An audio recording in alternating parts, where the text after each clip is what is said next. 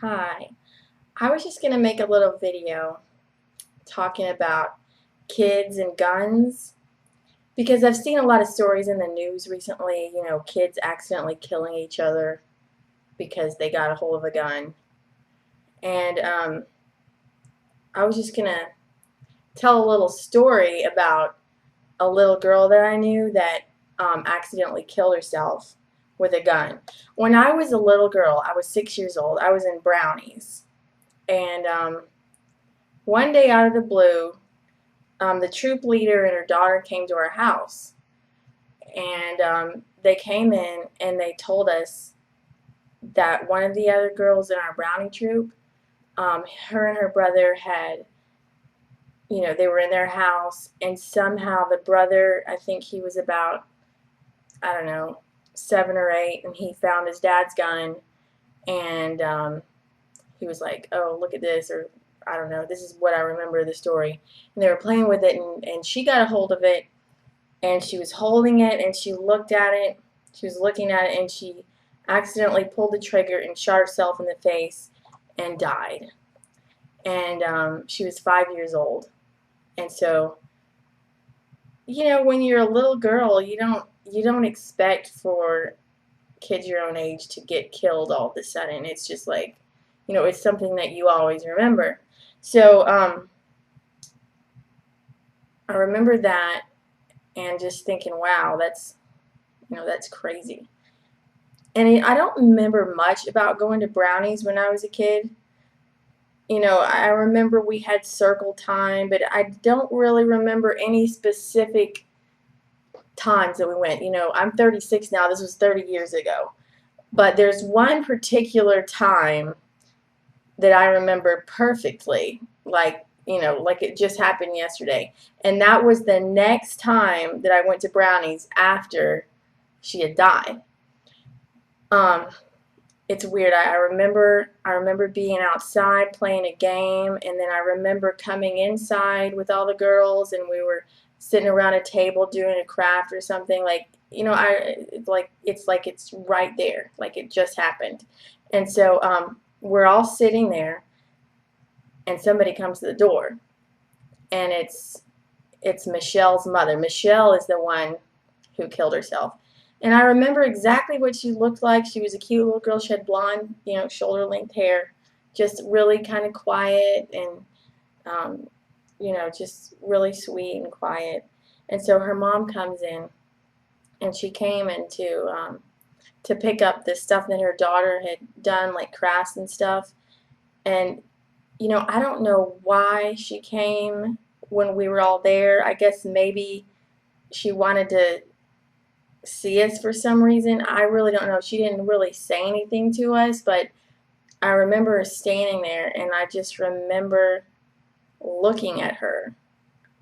And it's like when you looked at her, you could tell that she was never going to be the same again. She lost her child, and she's sitting there, and she's looking at all of us, and her daughter's supposed to be there with us, alive, doing crafts. And it was terrible, and I always remembered that, and I always remember that little girl who should be probably 35, 36 years old now, but her life was cut short. I don't know whose fault it was. I don't know if it was just the dad's fault. Did the mom know about it? I don't really know. All I know is that they got a hold of the gun, and she died. So, when you hear these stories in the news, you think, oh, well, I didn't know that person. But I really did know a person that happened to. Um, so I was just going to share that little story. And I have a couple of more little stories. Because if you have guns or if you don't have guns,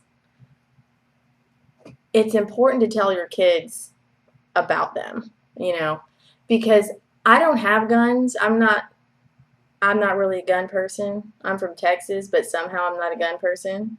So I never really think about, when I go to somebody's house, I don't think about, oh, should they have guns or Like, do they have guns? Could my kids get a hold of their guns?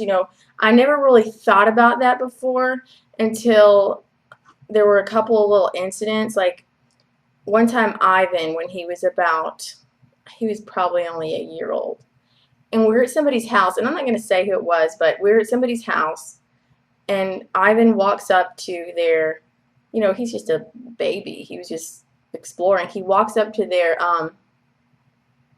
nightstand, and he starts opening the drawer. And then the person was like, "Oh, no, no, no, no, don't go in there. There's a loaded gun in there." And I'm like, oh my God. If we hadn't been standing right there watching him, he could have gotten the gun out and played with it and shot it and killed himself, killed Rowan, because Rowan was there too. I don't know what would have happened. But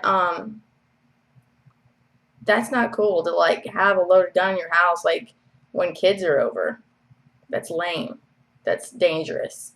So what I'm saying is, if you have kids and you're going to a friend's house, a relative's house, if you're letting your kids go into their friend's house, you probably should ask the people if they have guns and are they locked up, because you wouldn't send your kid over to somebody's house, like say you had a toddler, and you wouldn't let them go in the backyard where there was a pool with no protection around it, because that's a common thing.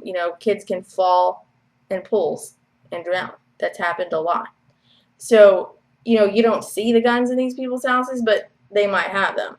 Like one time Rowan was playing hide and seek in somebody's house, and he opened a closet, and the guy was like, "Oh, no, you can't look in there. There's a gun in there." "Oh, really? Okay, so it's just in there, loaded." Okay, whatever. I'm not playing hide and seek at your house anymore. So, this kind of things you might not think about, but could kind of save somebody's life. So I just wanted to make a little video about that. I'm not really going to talk about gun laws or any of that, because that's not really the point of this video.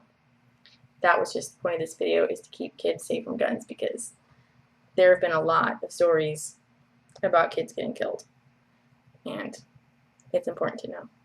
Okay, that is all.